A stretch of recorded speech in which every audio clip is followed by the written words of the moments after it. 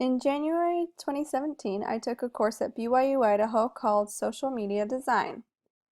This course taught me how to design for social media platforms and to market a brand through social media. I chose to create and redesign my own personal graphic design brand. I started by redesigning my logo. This was my original logo and watermark for Megan Baker Creations. They're good and I was satisfied with them, but I wanted to create something that was more creative and something that fit my personality. I also realized that the name Megan Baker Creations was not very unique and I needed something to set my brand apart. I came up with this design and chose a star because I love stars. One thing that I did want to keep from my original logo was including the name of my brand in the logo. So it also includes the M, B, and Creations. I also decided to keep my color scheme. Now the pink you see here is not featured in any versions of my logo, but it is important to my brand theme.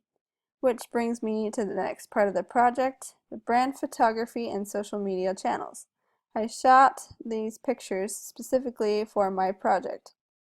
I tried to focus on using the brand colors and providing examples of what I can do as a photographer and designer. Then I moved into the social media channels.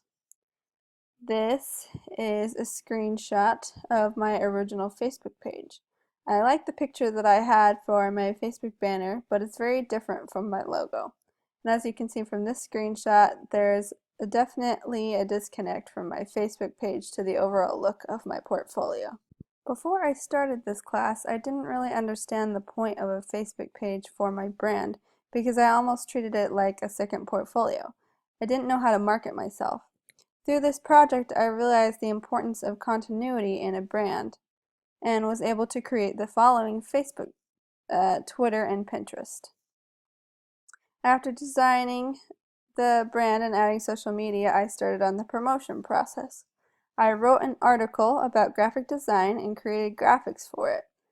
Then changed the design to specifically fit each social media channel and worked out a few kinks in posting them. For example, on Twitter, you must use a Twitter card validator for a link to show up with a featured image as seen here.